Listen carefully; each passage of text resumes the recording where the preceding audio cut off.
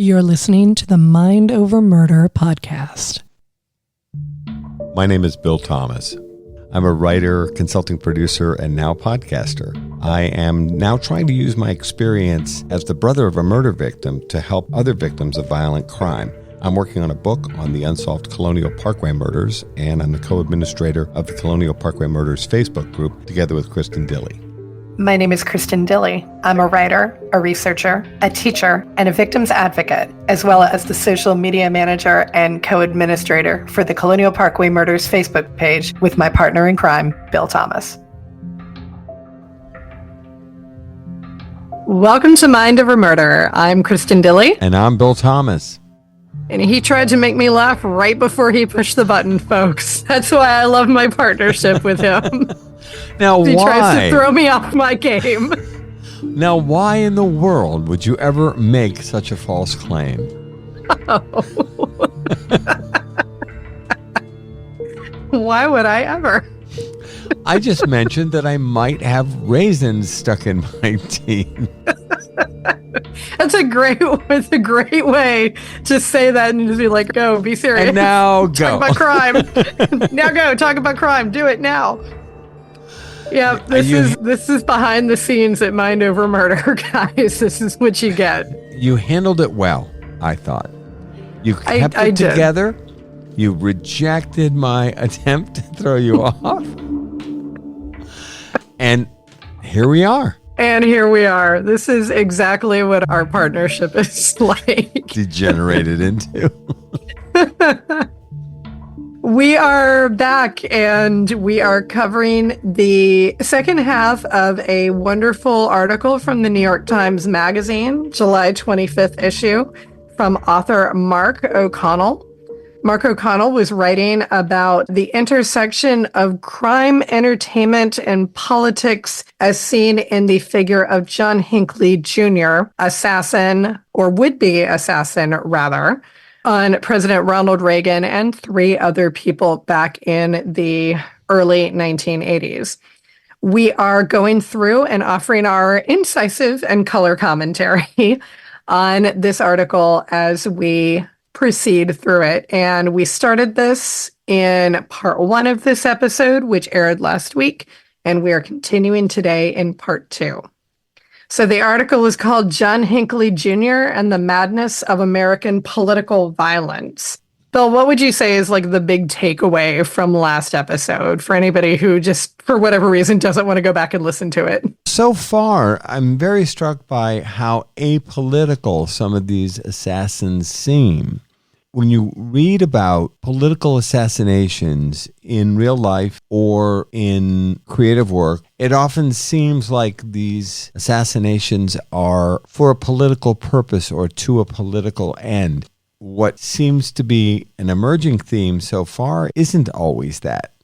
This almost seems like some sort of desperate grasp at fame. Even the subhead is very interesting. 43 years ago, he shot the president in a delusional bid for attention, one in a long line of disturbed young men who have bent the arc of the nation's history. Very interesting and evocative. As soon as I read this piece in the New York Times Magazine, I sent this to you and said, I think we need to cover this. I really like Mr. O'Connell's article here because I think he is able to articulate what I think a lot of us are curious about when it comes to political assassination or attempted political assassination. What makes someone do something like this? Is it necessarily about the politics of the person, or is there something more to it? As you said, it's very clear that with Hinckley, the object was not, I want to kill Ronald Reagan because I don't agree with his politics. The object was, I am fixated on Jodie Foster and wish to get her attention. Which I think a lot of people forget that this is all brought about by his obsession with a young actress who was then headed off to college. And he actually studied Jimmy Carter and stalked Jimmy Carter, in a very scary example, after Carter left office and Ronald Reagan took over as president, he just shifted his focus from a Democrat to a Republican. So this was never about political parties or position on the issues. This is more about a highly disturbed 25-year-old who's obsessed with a pretty amazing performance by a young actress and his desire to impress her in his own mentally ill way. We'll go ahead and pick up with this article, and we start with the author, Mark O'Connell, actually meeting John Hinckley in person. So the article begins, "When I first met Hinckley in person, I commented to him that Williamsburg was an interesting place for him to have wound up. He liked it, he told me, because people basically left him alone. But its lack of a music scene was becoming an issue for him," he said, and he'd started to think of relocating to somewhere closer to the action, Nashville, Los Angeles, maybe even New York. "I'm basically a struggling musician," he said, speaking softly and with a slow Texan drawl. "I've had a lot of people say to me, 'John, you're like so many other struggling musicians.' And it's true, I am." Hinckley, a heavy-set and balding man whose slightly somnolent air belies a clarity of thought and an obvious intelligence, was sitting at a booth in a sports bar just outside the colonial center of town, addressing himself with intermittent zeal to a large and succulent hamburger and Diet Dr. Pepper. He didn't elaborate on the ways in which he was like so many other struggling musicians, but perhaps he didn't need to. Hinckley did not strike me, in any case, as much of an elaborator. He spoke in a plain and straightforward manner, and it was not his custom to digress or add unnecessary detail. He conceived of his music in explicitly redemptive terms. Despite the fact that he was never convicted of a criminal offense, he spoke frequently of what he called my crime, by which he meant both the shots he fired outside the Washington Hilton on March 30th, 1981, and the long years of obsession and stalking that led there. These deeds, as Hinckley now understood them, unleashed a great deal of pain and darkness into the world. He terrorized a young woman, and he very nearly succeeded in killing the American president in the belief that it would gain her favor. He put a bullet in the head of James Brady, who from that day on lived with cognitive damage and used a wheelchair, and whose death many years later was deemed a direct result of his injuries. And I think maybe people don't know that. When James Brady died, it took him a long time to succumb to the injuries, but it was as a result of that. And I believe that Hinckley should have been charged with murder as well, because his actions led directly to the death of James Brady. Agreed, fully. The article continues, quote, "People have different definitions of redemption," Hinckley told me. "My definition of redemption is to make amends for all the negativity that I created in 1981. I'm trying to redeem myself through positive music, through a thing that people really like, as opposed to things they really hated about me in 1981. On my first exposure to Hinckley's songs, I found them difficult to listen to, not because they were bad. They're pretty catchy and have a melancholy charm to them, but because to listen to them with any degree of attention is to confront the pain and vulnerability of a man whose mental illness had caused so much suffering to himself and many others. You might be able to look at a painting by Caravaggio without constantly thinking of the fact that he killed a man in a duel. And you might be able to listen to the Sex Pistols without thinking about Nancy Spungen awful death. But Hinckley remains uniquely impervious to any and all attempts to separate art from artist. This has partly to do with the sheer extremity and strangeness of his deeds, and partly to do with the fact that those deeds were committed in service of a hunger for fame and notoriety. For all that, I found the honesty and directness of the songs unexpectedly moving and piercingly sad. I also found it impossible to detach the thin, somewhat faltering voice that sang those songs from that of the much younger man who described his shooting of Reagan as, quote, "the greatest love offering in the history of the world." Pardon me while I throw up in my mouth. And one reason I found the songs at first difficult and even painful to listen to is that they seemed haunted by the ghost of another possible life.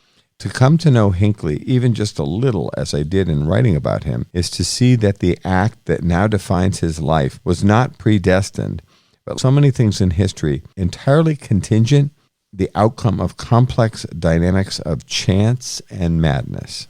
Very interesting how far he's taking us down. It feels almost like a rabbit hole, that if you want to explore the intersections of political violence with entertainment and politics, you really have to dive deep into understanding Hinckley himself and everything that led up to it. This is complex storytelling here. I was very impressed with this. Hinckley grew up around Dallas, loving the Beatles, and he idolized John Lennon in particular. He wanted to be a singer, he wanted to be a star, but he was a quiet kid and one who had a hard time finding his way. His older brother Scott went into the family oil business. Their father wanted John to follow suit, and he was frustrated and unnerved by his younger son's vague artistic ambitions. John enrolled in various college courses, but nothing really took, and he kept dropping out of one thing after another. Eventually, he sold his car, an old red Camaro, and used the money to get himself to Los Angeles, where he rented a room a couple of blocks from Sunset Boulevard. The plan was that he would finally make a go of his music, but he was too depressed and listless and lost to make anything happen. I would just walk all the time, he told me, up and down Sunset, up and down Hollywood Boulevard. He was trying to walk himself into the dream of Hollywood, as though through sheer physical proximity to the symbolic heart of American entertainment, he might be absorbed directly into its bloodstream. I was so naive, he said. I sat in my room and made a tape of my songs. I walked into the lobby of the Capitol Records building and just handed it to the receptionist and asked if she could give it to the A&R guy. Telling me all this, he laughed and shook his head. And for some reason, I still didn't make it, he said. What's A&R, Mr. Entertainment Guy? Oh, A&R stands for Artist and Repertoire. They are the people, usually men, but not always, who sign artists to record deals and work with them on the repertoire, that is, what they will record. These days, in the rock era, pop, hip-hop, etc., many people write their own music.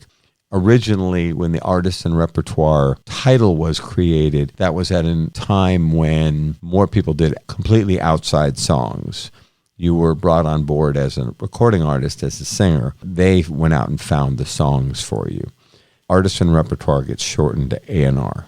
And it's my guess that you do not take your tape to the Capitol Records building and hand it off and you'll immediately get discovered. I assume that's not how you do it, correct? I can't say that it's never happened, but it's a real long shot way of going about things because the labels receive thousands of submissions per year. And unless they are given a compelling reason to listen to a demo tape, it's mostly going to end up in a box. And then that box is going to end up in a dumpster.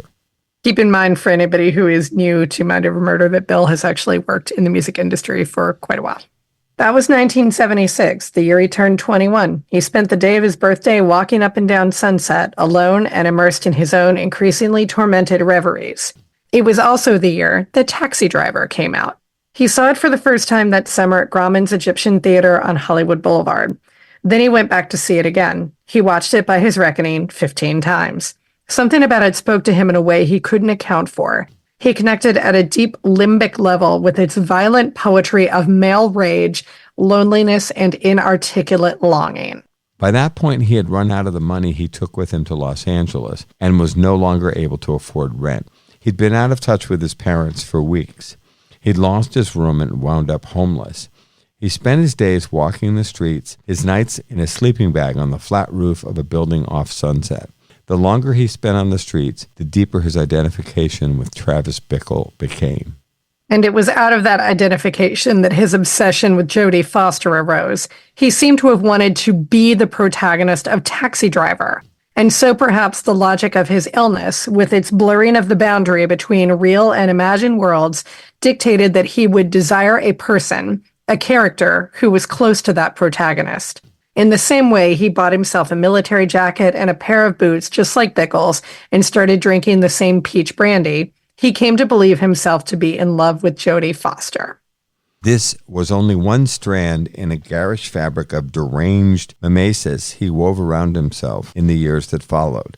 Like so many lonely and frustrated white American men before and after him, he began to fixate on racial minorities as the source of his personal failures and those of his country. He made desultory and futile efforts to find work in Los Angeles.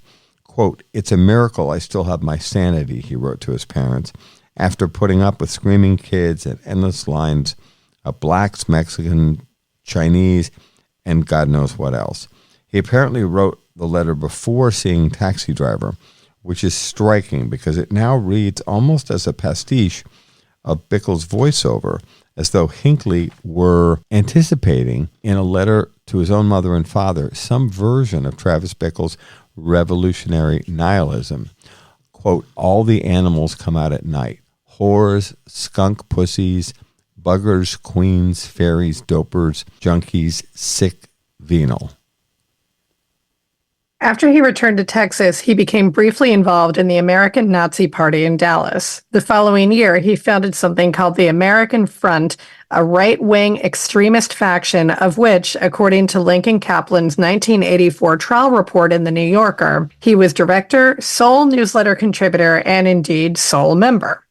Hinckley now thoroughly disavows this turn toward white supremacism, as thoroughly as he disavows everything else he did in those years of madness, inchoate rage, and desire.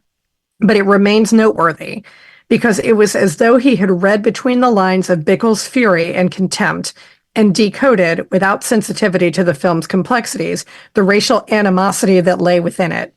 In Paul Schrader's original screenplay, Iris's pimp was in fact a black man, and the man Travis kills in the end were all black. And perhaps in reading between the lines of Taxi Driver, Hinckley was in fact reading between the lines of his country, its history, and its present. He was receiving signals from many sources, and they were all pointing in one direction. At Rocky's pawn shop in Dallas in September 1980, he bought a Rome RG-14 .22 caliber revolver, the weapon he would use to finally make something of himself. By that point, he was spending a lot of time on the firing range. The year before, he went to see a doctor about dizzy spells, fatigue, and heart palpitations. The doctor, noting Hinckley's flat affect, described him an antidepressant which didn't do much other than make him drowsy. In a letter to his sister, he wrote, quote, "My nervous system is about shot. By the end of the summer, I should be a bona fide basket case." Another visit to the doctor scored him a Valium prescription. Later, his parents sent him to see a psychiatrist who had done some work with Jack's Oil Company. The psychiatrist didn't see much wrong with him that wouldn't be set to rights by a little tough love. What was needed here, he said, was for this 25-year-old to be given a push to stand on his own 2 feet. Hinckley told his parents about a creative writing class he wanted to attend at Yale University, and they gave him some money and sent him on his way to New Haven. There was, in fact, no creative writing class, and Hinckley had no reason to be in New Haven other than that he read in a magazine that Jodie Foster had enrolled at Yale. He got the phone number of the house where she was living on campus and called a couple of times. She was polite and non-committally pleasant in the manner of a famous young woman who had presumably become very used to unwanted male attention. In the written notes he left for her, he was more intense, less shy. "I love you 6 trillion times. Don't you maybe like me just a little bit? You must admit I am different." This is all caps, by the way. He's behaving like a stalker at this point. Mm-hmm. He's followed Jodie Foster, who at this point is an 18-year-old Yale freshman. Under false pretenses, he's lied to his parents. He said he's going to take a creative writing class at Yale. They give him money. Here he is in New Haven, and he's literally stalking her. The whole thing is very disturbing. It's not a surprise that even without the attempt on Reagan's life, that he ended up in a mental institution. As the weeks went on, he became more and more frustrated, more and more deranged in his attempts to gain her attention. He wrote an anonymous letter to the FBI informing them of a plot to abduct the actress Jodie Foster, quote, all caps, for romantic reasons, unquote.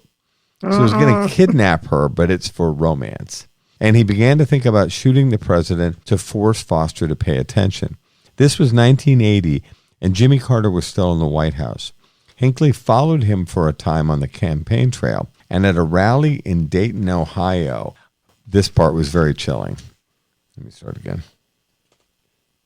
This was 1980, and Jimmy Carter was still in the White House. Hinckley followed him for a time on the campaign trail, and at a rally in Dayton, Ohio, in a strange restaging of the scene in Taxi Driver, in which Travis comes close to assassinating a senator, got within arm's reach of him, close enough to get a clear shot. In footage taken at the Dayton rally, amid a scrum of happy supporters surrounding Carter, a pale and fair-haired young man can be seen staring with unsmiling intensity at the president. It is unquestionably Hinckley. That's chilling. Yeah, it really is chilling, and I had never heard that before. A lot of this is new to me, and I'm wondering how new this is to some of our readers as well. You growing up in Williamsburg and knowing the notoriety of Hinckley, you don't always get the nuances of the story, so some of this is very new material for me. Hinckley, however, was unarmed, having left his bag with his guns in a locker at the bus station. He was treating this rally as a dry run to prove to himself that he was capable of doing this thing. Carter lost the election, and in the new year of 1981, there was a new president, a Republican. It didn't matter either way to Hinckley. One president was as good as another. That in and of itself says something very powerful. He didn't care about politics. He didn't care about Carter's a Democrat, Reagan's a Republican. It didn't matter in the least. It was all about the notoriety for him. Hinckley wrote strange and acrid poetry, which he showed to no one and did nothing with. One, called Guns Are Fun, contained these lines. This gun gives me pornographic power. If I wish, the president will fall and the world will look at me in disbelief, all because I own an inexpensive gun. In early March 1981, he spent another short and aimless period in Hollywood. He was severely depressed and had for some time been contemplating suicide. Then, drifting on a listless tide towards some act of as yet undefined violence, he got on a cross-country bus to Washington, and he checked into a hotel close to the White House. He barely slept that night. On the morning of March 30th, he glanced at a local paper and saw the new president's itinerary for the day. Reagan was giving a speech at the Washington Hilton. He knew then what his great gesture would be. In his stalking of Foster and his targeting of the most powerful man on the planet, he was imposing a coherence on his loneliness and confusion, arranging it all into a system of which he himself was at the center. He wrote a final letter to Foster, quote, Jody, I would abandon this idea of getting Reagan in a second if I could only win your heart and live out the rest of my life with you, whether it be in total obscurity or whatever. He put the letter in an envelope and left it in his hotel room, pocketed his revolver, and got a taxi to the Hilton. He waited there in a large crowd for the president to come through a side entrance at the hotel. At 2:27 that afternoon, Reagan emerged, surrounded by a cluster of Secret Service agents, handlers, and police officers. Hinckley pulled out his Rome and fired off all 6 bullets. The first hit Reagan's press secretary, entered his forehead right over his left eye. The second hit Dilley, the police officer. The third shot went directly over Reagan's head. The fourth hit McCarthy, the Secret Service agent, who was by that point shielding the president. The fifth and sixth bullets ricocheted off the limo's armored surface. One came to rest in the president's right lung, perilously close to his heart, less than an inch, in fact, from rewriting the plot of history. This is the part where it's just amazing, and this is another Secret Service lapse that they allowed someone armed with a handgun to get that close to President Reagan. You're listening to Mind Over Murder. We'll be right back after this word from our sponsors.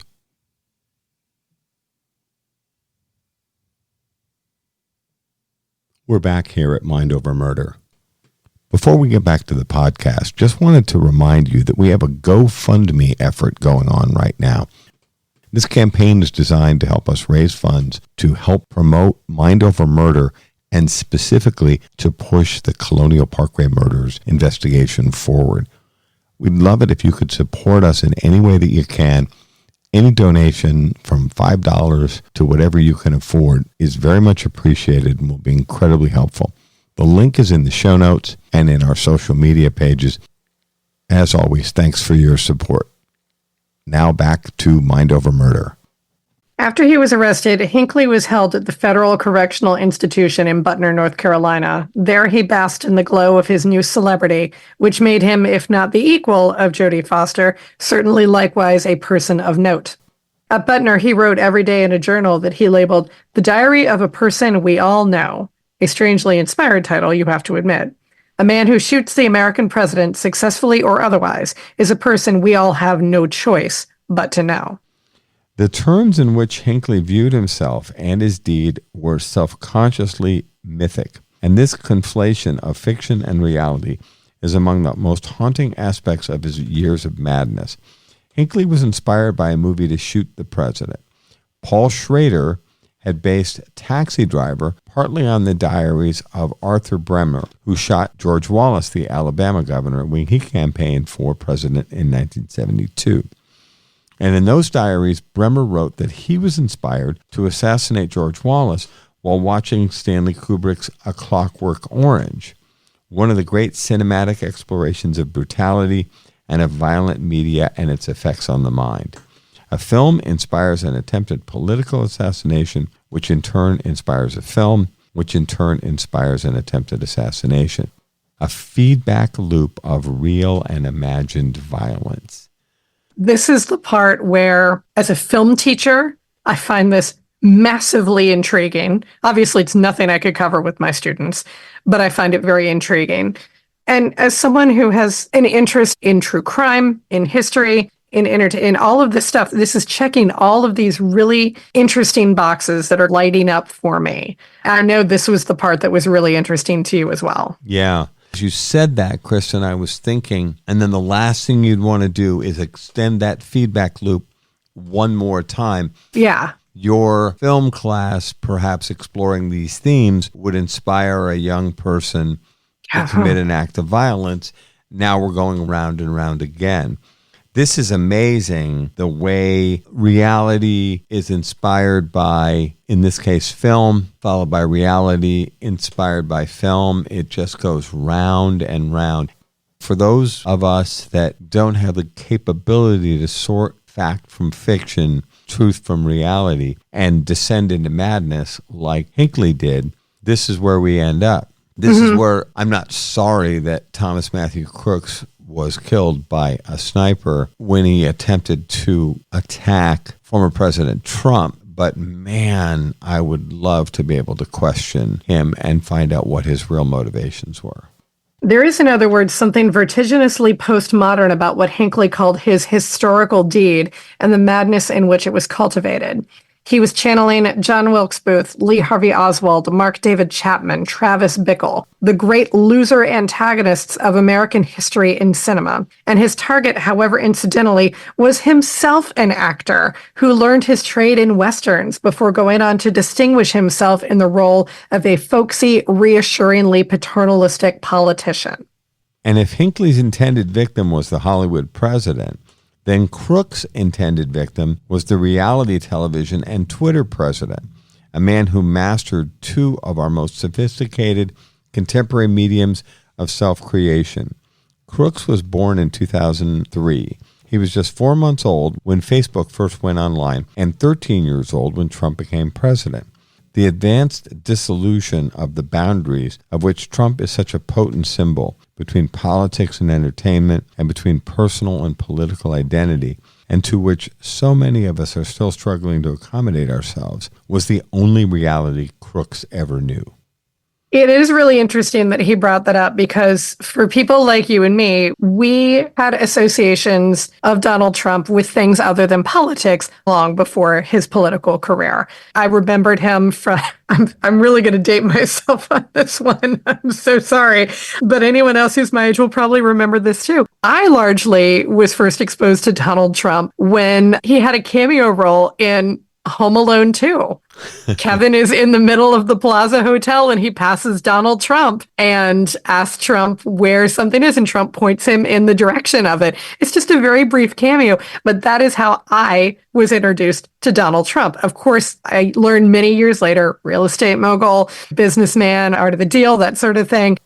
For me, growing up when I did, I never thought of Trump as a politician. I always thought of him as an entertainment figure. Crooks only ever knew him as this combination of those two things. Right. I do sometimes have to remind myself the reality. I mentioned last episode that I was an exennial, I think is how we say it, Gen X or millennial. I cross both. I have to remind myself that I've experienced multiple types of realities in my day. I remember a time, and it always blows my kids' minds when I tell them this. I remember a time when you could actually walk someone to the gate in the airport. You didn't have to go through security. You didn't have to take off shoes and belt. And it blows my kids' mind whenever I tell them there was actually a time before you had to do all of that with TSA. Their reality, though, is only TSA, security lines, and everything else. I think we forget sometimes that with younger kids, younger people, they have not experienced a whole cataclysmic shifts like we have. It's the only reality they've known, and Crooks is a good example of that. Then again, we don't know much else about Crook's world. We know he played video games and that he had an account on Discord, a social platform popular with gamers. That leaves little doubt that he was familiar with the concept of NPCs, or non-player characters, the figures in video games who are programmed into the background of the virtual world, controlled by no one but their code. It has become a popular insult online in recent years, and an unsettling and dehumanizing one, revealing a dangerously solipsistic worldview in which everyone around you is essentially fake and only you are fully real. It's hard not to see it as a direct byproduct of social media, where this is literally true from any individual user's point of view. And as with so many insults and accusations, it's a kind of projection. The people who use it most vociferously do so out of a fear that they themselves are NPCs. In a nation underpinned by the ideology of individualism, there is no fate worse. In a culture so driven by the dynamics of consumer capitalism, there is nothing easier to become.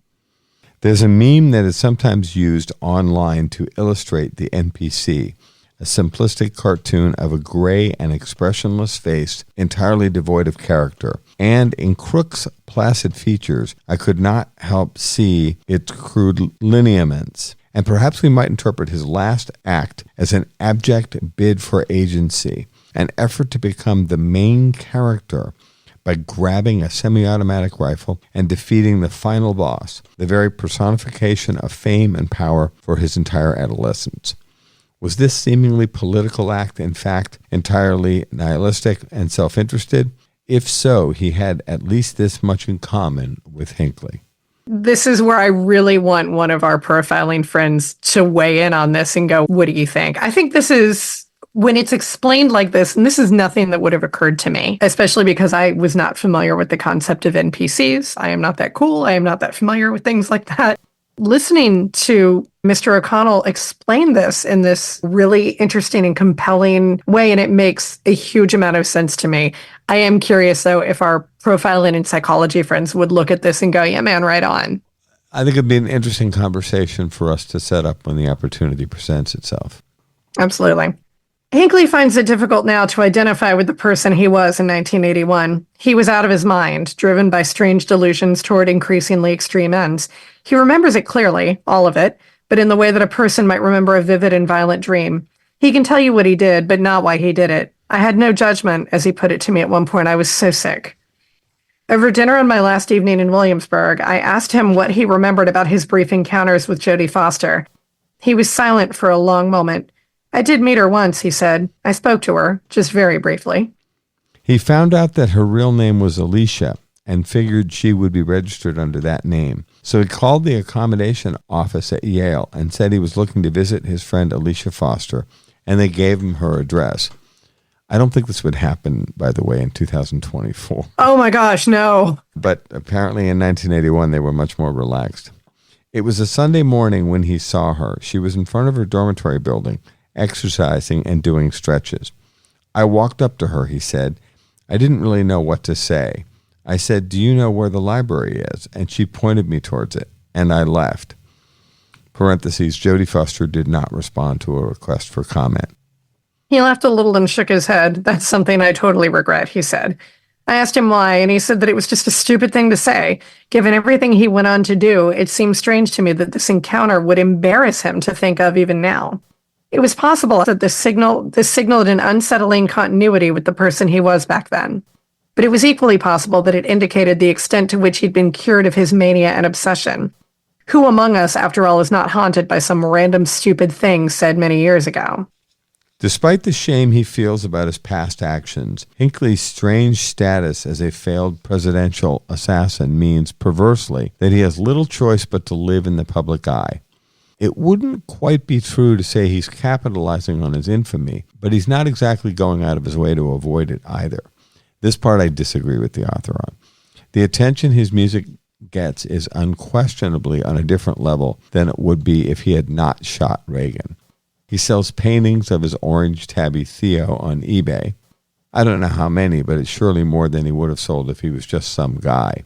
His small run of John Hinckley for President t-shirts and bumper stickers sold out, and I suspect it wasn't just because some people thought the typeface was cool.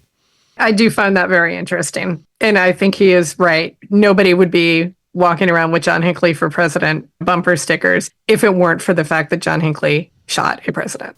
And we've talked about this before on Mind Over Murder. I find the glorification of individuals like this really reprehensible. And much in the same way I object to people wearing serial killers on their T-shirts and other articles of clothing, which is a way of more than endorsing someone as hip and cool, so cool that I'm going to wear it on a T-shirt. Yeah. I feel the same way about the John Hinckley for President T-shirts. Which, interestingly, I've never seen any of those around town either. But No. I don't know. Maybe I don't get out much. I don't know. And I don't think you have to be a Reagan fan to find a John Hinckley for President T-shirt. Kind of gross. And those T-shirts and stickers are an indication of the liminal register of his current fame. Quite a lot of his fans, unsurprisingly, are hardline internet ironists whose engagement with his music and his various social media posts mostly amount to compliments and encouragements of dubious sincerity. Presidents hate this man, reads one fairly typical YouTube comment. Thank you for literally everything you've ever done, reads another. But many of his new fans seem to be entirely in good faith. They seem, that is, to admire his songwriting talent, his resilience, and his desire, in the face of his traumatic past and his current infamy, to write his songs and sing them for the world. They see in him and in his post-release career, such as it is, the potential for a redemptive narrative arc. Even the most damaged and dangerous of people can, given time and the right kind of care, change the stories of their lives and strive for some kind of ending that is, if not quite happy, then not exactly terrible either. Such an outcome was never anything close to a given for Hinckley. His trial remains among the most famous uses of the insanity defense in legal history. The psychiatrist William T. Carpenter, who examined Hinckley, testified that the defendant's unstable use of his own reality led him to construct an identity from fictional characters. He was incapable of understanding the moral weight of his actions. The jury's decision, not guilty by reason of insanity for each of the 13 charges against him, and the judge's ruling that Hinckley should be sent to a psychiatric facility were extremely controversial. In an ABC News poll conducted after the verdict, 83% of respondents said they felt justice was not done. The public outcry led to restrictions put in place by Congress and by most states on the use of the insanity defense. It's very interesting, too. There is a picture right underneath this of Senators Edward Ted Kennedy, Strom Thurmond, Joseph Biden, and Paul Laxalt, after approval of a sweeping crime bill that, among other changes, made it more difficult for defendants to use the insanity defense. You get a very intense-looking Ted Kennedy. I don't think I've ever seen that picture of Kennedy before. That was very interesting. And Strom Thurmond looked about 1,000 years old even then. But clearly a bill with bipartisan support. As you see, prominent Republicans and Democrats were pushing this crime bill forward. I understand and I remember how upset people were when the Hinckley defense came down as not guilty by reason of insanity. I still find this reprehensible. Hinckley seems to me to have been treated with uncommon benevolence by the American criminal justice system. It helped, no doubt, that his parents were well off and were able to pay for capable lawyers.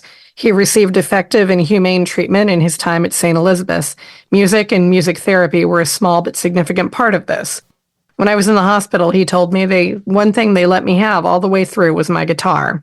I don't know that it could ever make sense to describe a person who's been so seriously ill as cured, but Hinckley was manifestly no longer dangerous or sick in the way that he had once been. Only on one occasion did I glimpse a brief flickering of what might be considered the old self-reverential narcissism.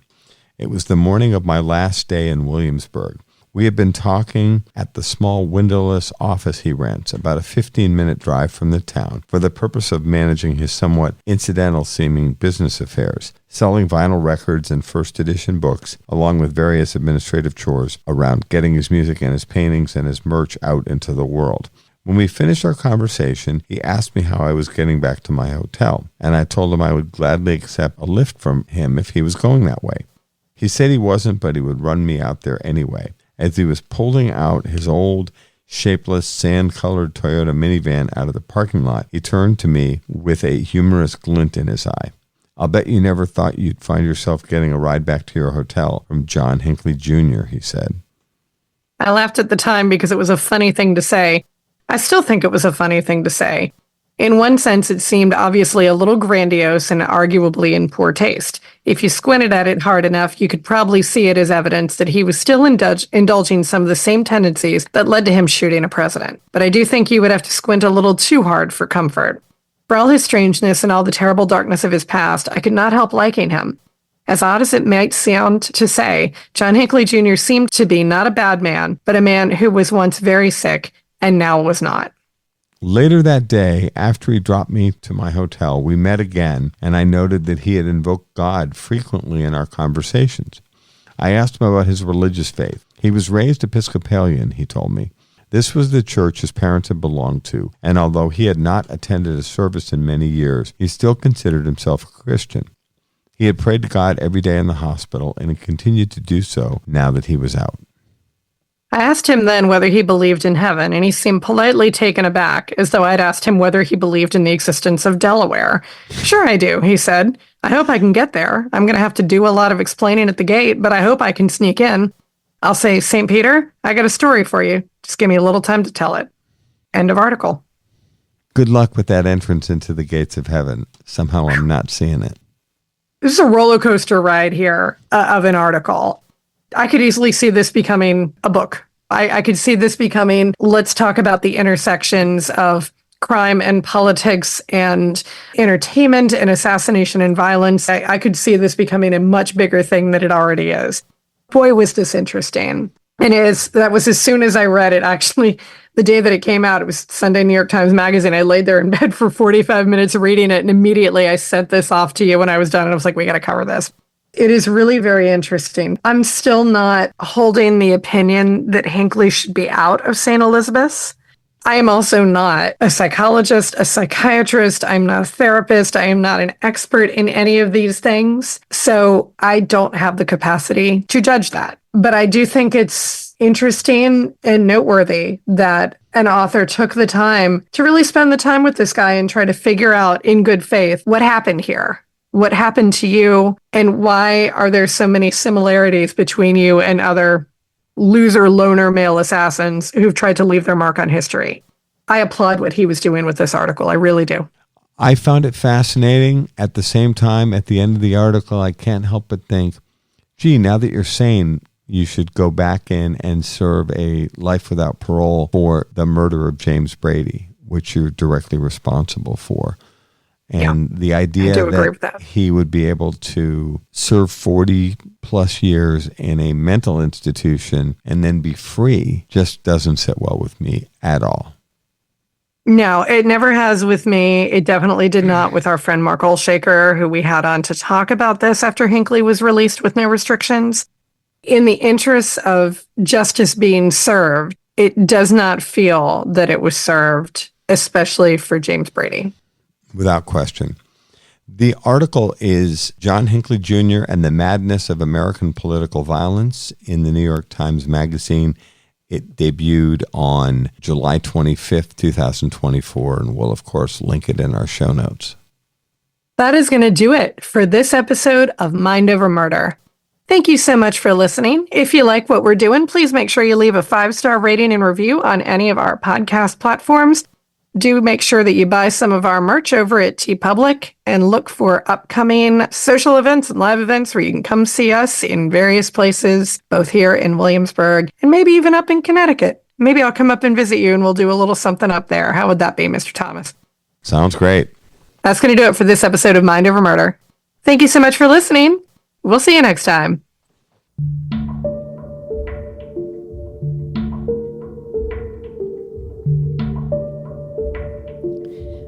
Mind Over Murder is a production of Absolute Zero and Another Dog Productions. Our executive producers are Bill Thomas and Kristin Dilley. Our logo art is by Pamela Arnois. Our theme music is by Kevin MacLeod. Mind Over Murder is distributed in partnership with Crawl Space Media. You can follow us on Facebook, Twitter, or Instagram. You can also follow our page on the Colonial Parkway Murders on Facebook. And finally, you can follow Bill Thomas on Twitter at BillThomas56. Thank you for listening to Mind Over Murder.